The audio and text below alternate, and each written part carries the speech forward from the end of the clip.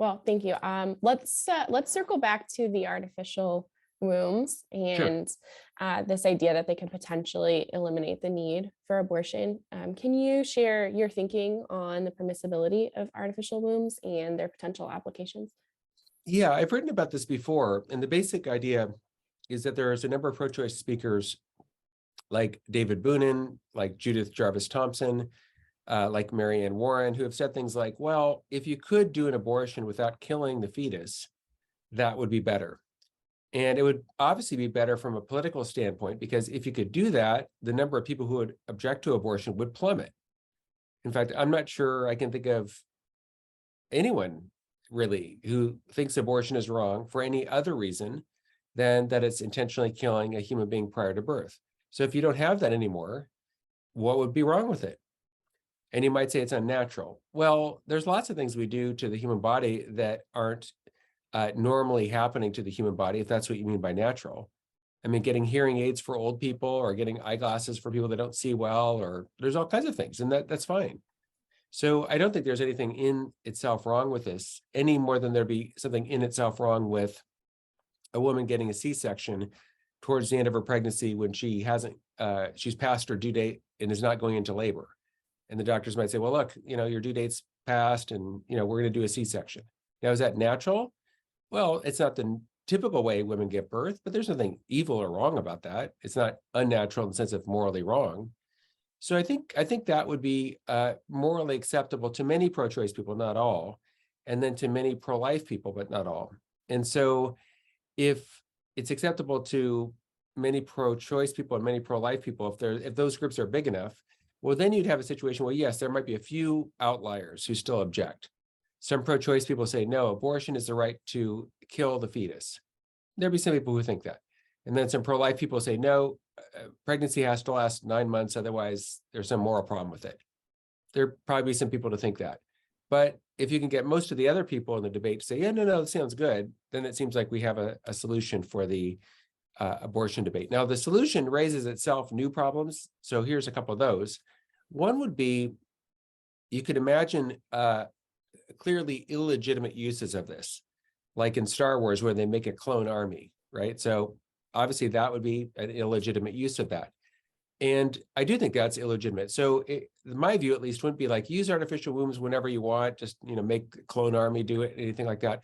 I would say that it should be a little bit like adoption is now. So is it wrong to, have a pregnancy and then you place the child for adoption with another family?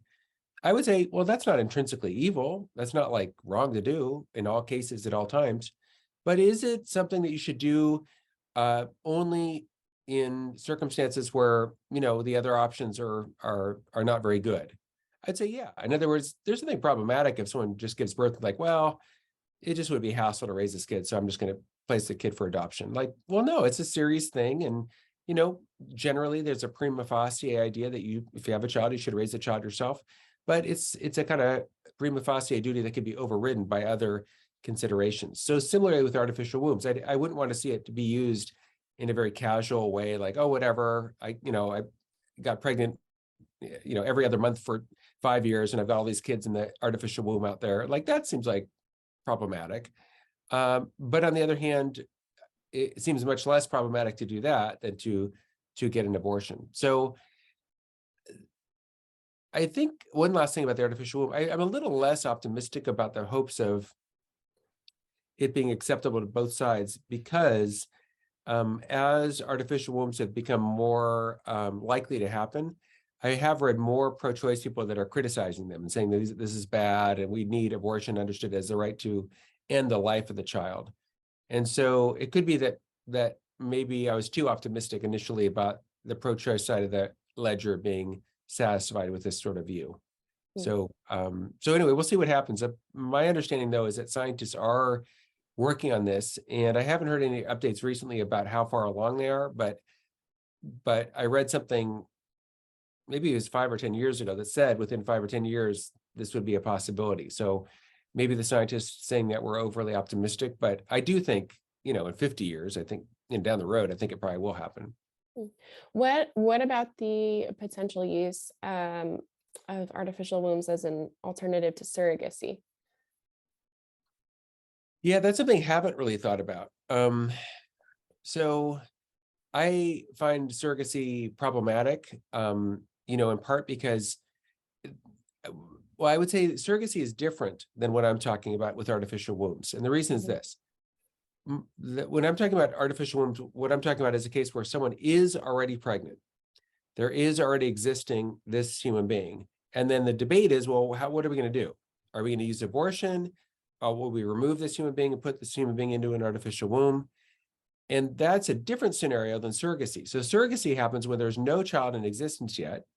And then a couple says, hey, we can't have a baby together naturally. So what we'll do is we will hire somebody else and we'll get the sperm and eggs in a lab. We'll do in vitro fertilization. Then we'll take the embryo and implant it in this woman outside the lab. But that whole process takes place prior to any human being being in existence to start with. So in other words, you're deliberately from the very outset, before there's a human being in existence, making it so that this human being is not going to be raised by biological parents, or not raised, gestated, or conceived, gestated, and raised by their biological parents. So that's a very different scenario than making the best out of a situation, given that there's a human being already in existence.